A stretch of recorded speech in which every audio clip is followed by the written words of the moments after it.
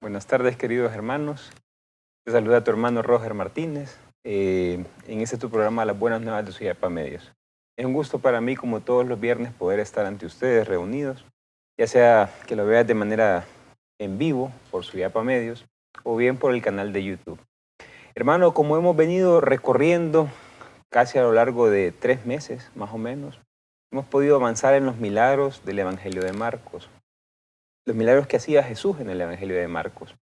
Recordemos que son 18 milagros, de los cuales hoy nos prestamos a avanzar ya casi a los últimos. Vamos al milagro número 16 y lleva como tema la curación del endemoniado, de un joven endemoniado.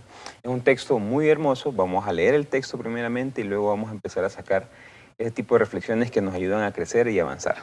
Vamos a ir al Evangelio de Marcos en el capítulo 9, de los versos 14 y 29. Dice la Escritura: Cuando retornó a los discípulos, vieron una gran muchedumbre en torno a ellos y a unos escribas que discutían con ellos. Y toda la muchedumbre, cuando vio a Jesús, quedó inmediatamente asombrada y echó a correr y lo aclamó. Jesús les preguntó: ¿de qué discutían con ellos? Y uno de la muchedumbre le contestó: Maestro, te traje a mi hijo porque tiene un espíritu mudo y en cualquier parte donde se apodera de él lo derriba. Echa espuma por su boca, rechinan los dientes y se vuelve rígido. Dije a tus discípulos que lo expulsaran, pero no pudieron. Jesús le contestó: Oh generación incrédula, ¿hasta cuándo estaré con vosotros? ¿Cuánto tiempo os soportaré? Traédmelo. Y ellos se lo trajeron. Al verlo, el espíritu convulsionó inmediatamente al muchacho y cayendo a tierra se revolcaba echando espuma. Preguntó él a su padre: ¿cuánto tiempo hace que está sucediendo esto? Él le respondió: desde la niñez. Muchas veces lo ha lanzado al fuego y a las aguas para destruirlo. Pero si algo puedes, ayúdanos, ten compasión de nosotros. Mas Jesús les dijo: si puedes, todas las cosas son posibles para el que cree. Inmediatamente dijo al padre del niño en voz, en grito: creo, ayúdame a mi incredulidad. Jesús, viendo que se reunían rápidamente una gran muchedumbre, reprendió al espíritu inmundo y le dijo: espíritu mudo y sordo, yo te ordeno, sal de él y no entres de nuevo. Y salió dando gritos, convulsionándolo enormemente. El muchacho quedó como un cadáver, de modo que cuando muchos dijeron que había muerto. Pero Jesús lo tomó de la mano, lo levantó y lo puso en pie. Cuando hubo entrado a la casa, sus discípulos le preguntaron en privado: ¿por qué nosotros no fuimos capaces de expulsarlos? Y él les dijo: esta clase de demonios no puede salir de ningún modo, excepto por la oración. Palabra del Señor, gloria a ti, Señor Jesús. Queridos hermanos, como les comentaba, venimos avanzando en este trayecto, podemos decir así, de estos 18 milagros del Evangelio de Marcos, en los cuales Jesús hace muchas cosas un poco diferentes a los que muestra el Evangelio de Mateo o el Evangelio de Lucas, y qué decir el Evangelio de Juan. Estos milagros que vemos acá están dados por una comunidad que vive en Roma. Recordemos lo que te contaba, que el Evangelio de Marcos se escribe más o menos para el año 70, una comunidad que ha sufrido mucho, una comunidad que lo que más le interesa es ver a un Jesús muy humano, un Jesús que se compadece, un Jesús que hace actos de misericordia, de amor, de compadecencia por los demás. Un Jesús que, te decía yo a lo largo de este camino, un Jesús que casi no habla. Jesús en el Evangelio de Marcos, y uno dice: ¿por qué casi no habla? Lo que pasa es que Jesús predica con el ejemplo. A Jesús no anda dando discursos largos como hacen Mateo, o como hacen Lucas, o como el mismo Juan. En Marcos, el Jesús de Marcos es un Jesús que actúa, un Jesús que se va con el testimonio de vida. Hoy nosotros los cristianos deberíamos de seguir este ejemplo de Jesús. A no hablar tanto, pero sí ejecutar, sí trabajar por el otro, sí mostrarnos muy humanos, porque recordemos que en la humanidad del ser humano es donde está la divinidad. Es en los gestos humanos donde nosotros nos parecemos a Dios.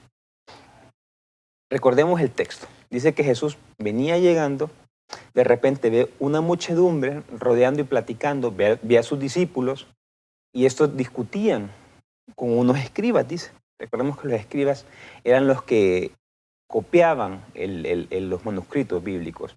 Lo que era la Biblia en aquel tiempo, no se imagina un documento como el que tengo en mano, eran rollos que había que copiar. ¿Por qué? Porque estos, debido al tiempo, al ambiente, se terminaban pudriendo o desapareciendo en un lapso de entre 30 a 100 años. ¿Por qué? Miran ustedes, hoy encontramos manuscritos tan antiguos, por ejemplo, como los de Qumran. Qumran es como decir, la biblioteca, una de las bibliotecas más antiguas del mundo, datada del año 100 antes de Cristo más o menos al año 60, 80 después de Cristo. Y encontramos manuscritos desde esa fecha. ¿Pero por qué? Por la temperatura. Recordemos que es un desierto extremadamente seco, que están en cuevas. Entonces, esas condiciones pudieron ayudar a que los manuscritos se mantuvieran, pero en el tiempo de Jesús no sabían esas técnicas. Quedaron ahí por error, pero pues no sabían. Entonces lo que hacían es que habían escribas que copiaban todo lo que estaban en los textos. A cierto determinado tiempo hacían más copias y más copias y más copias. Entonces estos escribas eran como los teólogos de la fecha. ¿Por qué? Porque como copiaban tanto, sabían muy bien las leyes. Es más, había muchas veces que se las aprendía de memoria. Imagínense aprenderse un texto, sabérselo de memoria y luego typearlo. Así eran estos señores.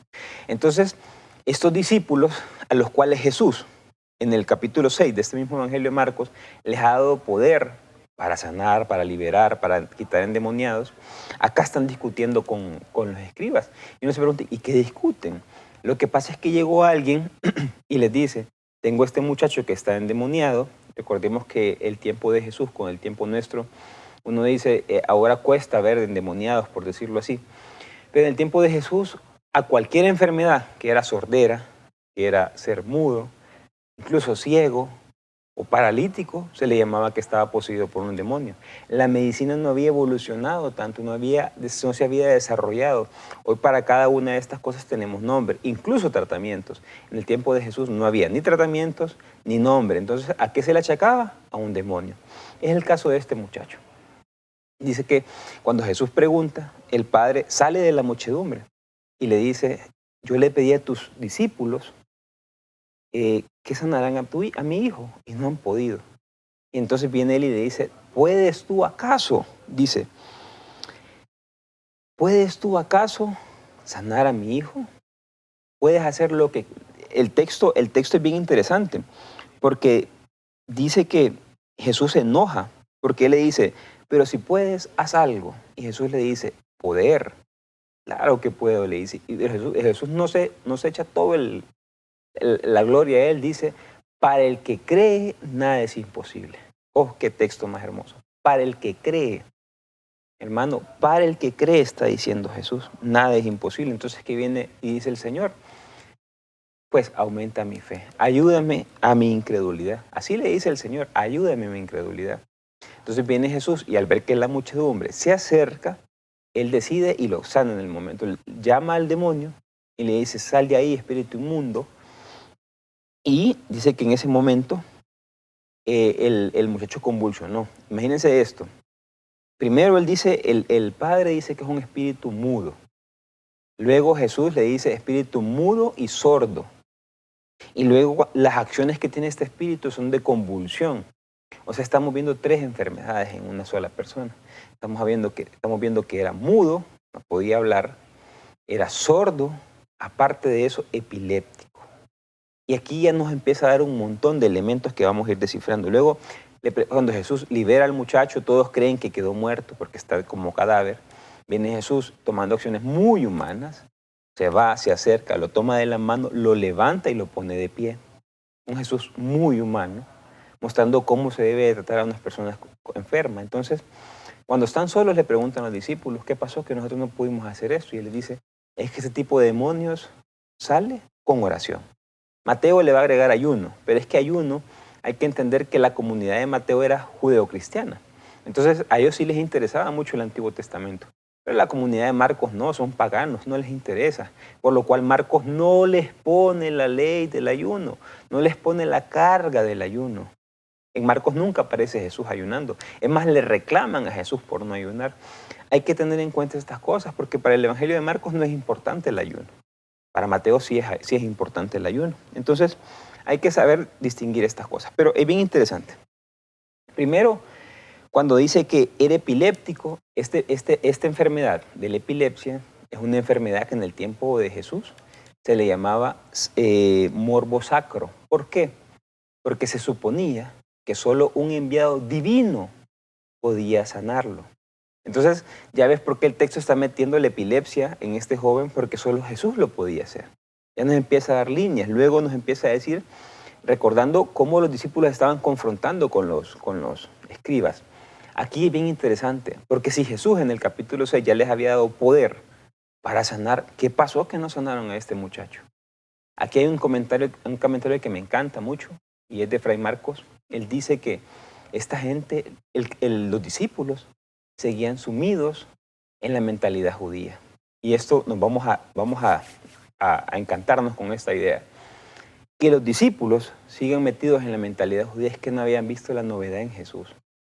Ellos seguían creyendo como creían los judíos o los hebreos de aquel tiempo, de que Dios manda males, de que Dios, si no cumplen, Dios les manda enfermedades o incluso los mata, de que Dios no podía estar a favor del ser humano. Esa mentalidad de que Dios actúa de una manera, pero no puede actuar de otra. Entonces, esa mentalidad es la que vemos acá. Hoy nosotros, muchos de nosotros, seguimos con esas mentalidades. Una mentalidad de decir, de a veces cuando muere un familiar, yo veo que suele decir la gente, es que son los planes de Dios, es que es la voluntad de Dios. Es que si te vino esa enfermedad es la voluntad de Dios. Y lo que nos toca es levantarnos y caminar porque Dios nos manda esa enfermedad y empezar a hacer un montón de cosas, que llevar rosas aquí, que llevar flores aquí, que llevar velas para acá, que hacer esta cosa aquí, para que Dios pueda tener misericordia de uno. Hermanos, vamos a adentrarnos en esta parte que es sumamente importante. Pero primero vamos a ir a una pausa comercial.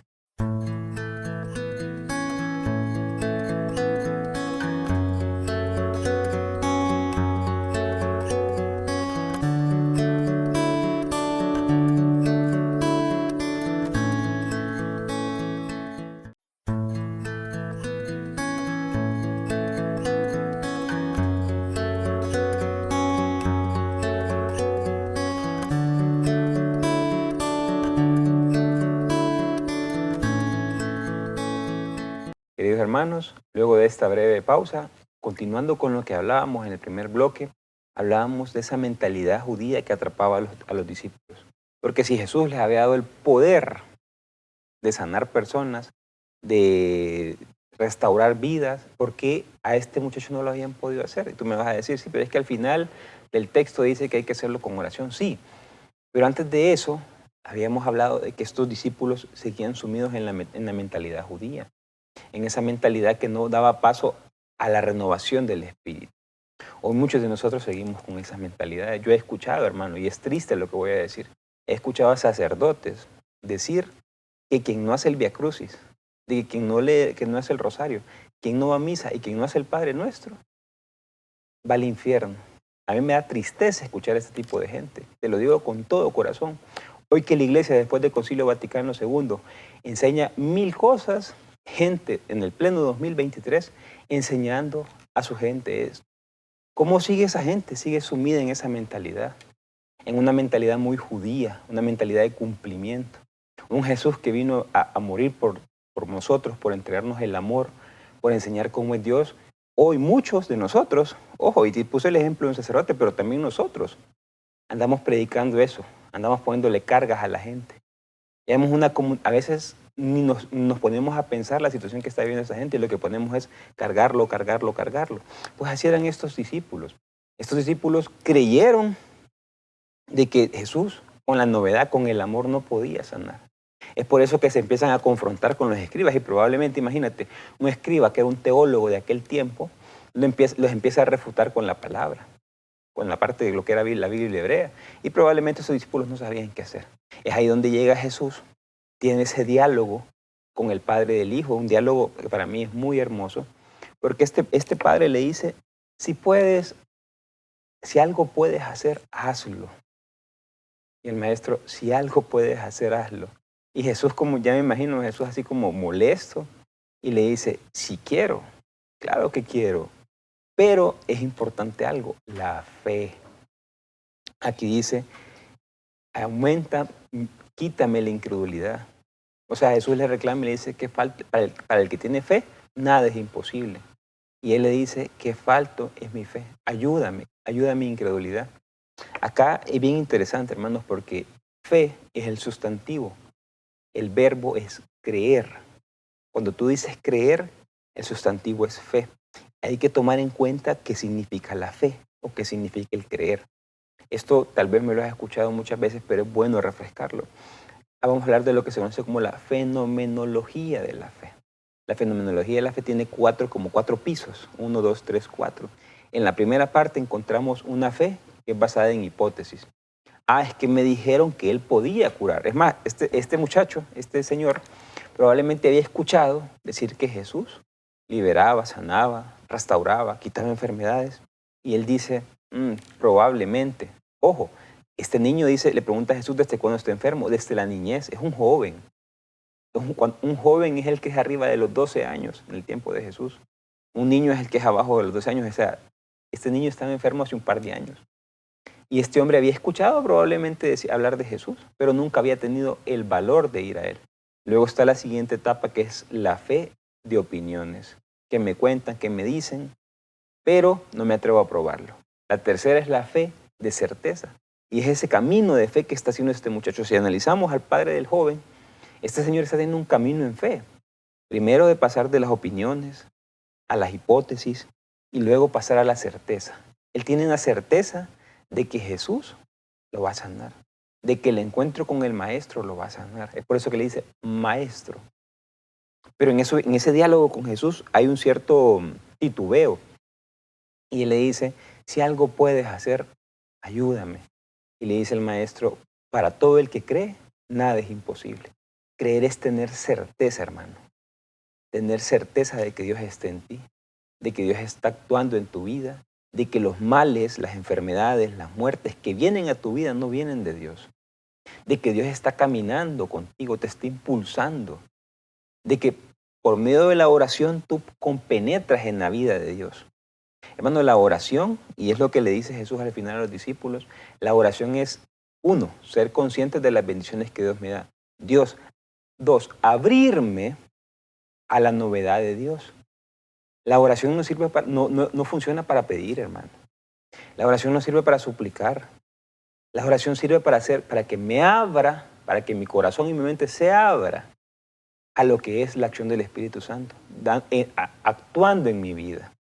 ¿Qué pasa con esta oración? Esta oración me permite a mí derrumbar prejuicios, derrumbar creencias que me limitan, derrumbar un montón de cosas que lo que hacen a mí es limitarme y seguir en una mentalidad como la de estos discípulos.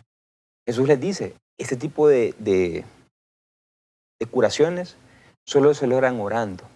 La oración, reitero, es que me haga a mí que tener la certeza de que Dios está en mí, de que Dios actúa a través de mí. Hermano, la oración no puede ser utilizada para pedir milagros.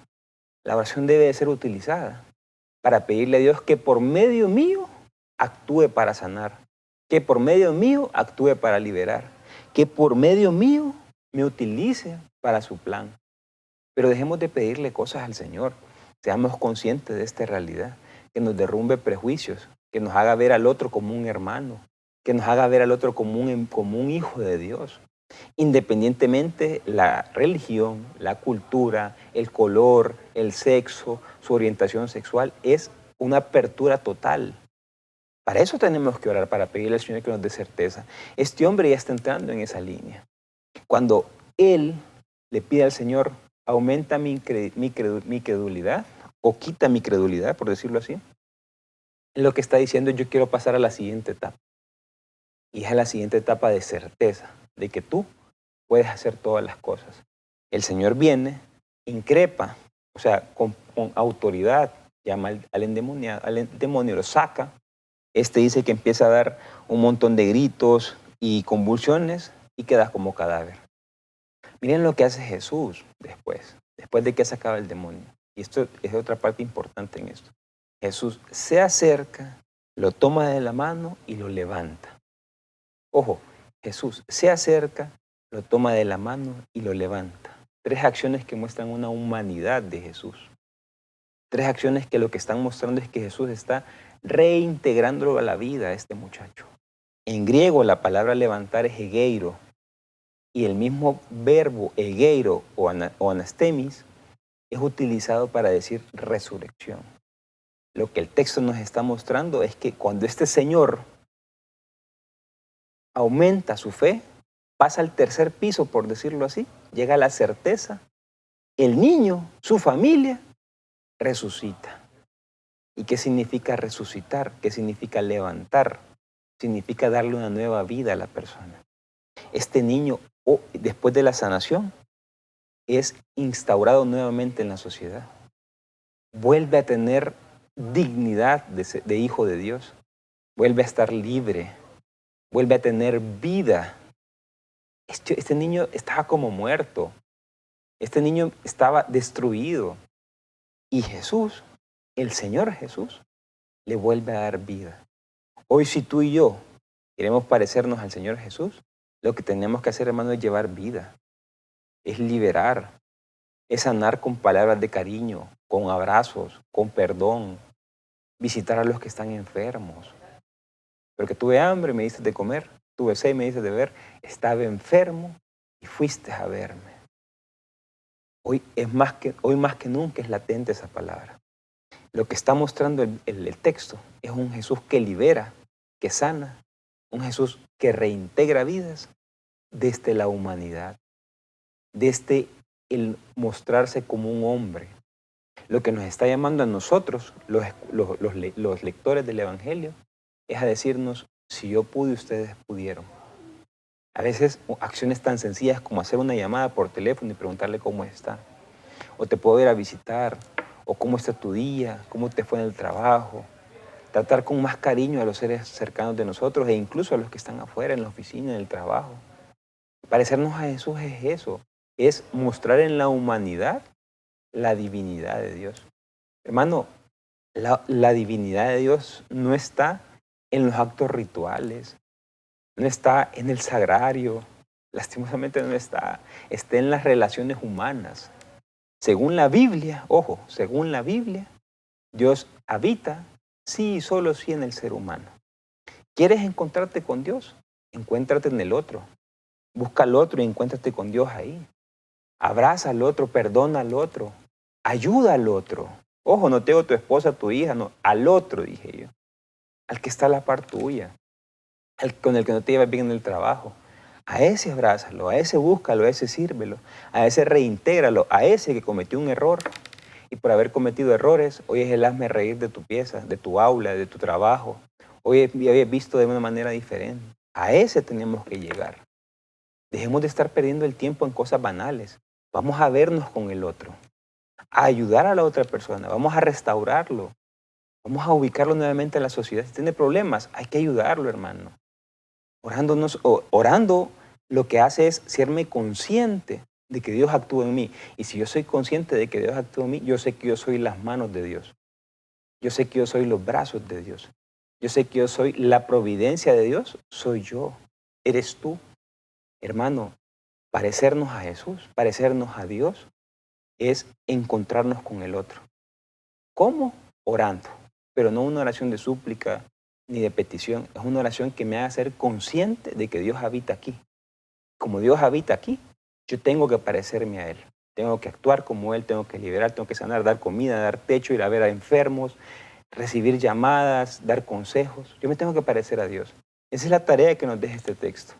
Sanar a un endemoniado hoy es acercarnos a Dios, es acercarnos al otro, preguntar qué pasa, liberar, sanar, ayudar, ser Dios en la tierra ayudando a otro, desde nuestra humanidad. Aquí no se ocupa dinero, no se ocupa tener contacto, se ocupa, lo que ocupamos es tener humanidad para poder darnos al otro.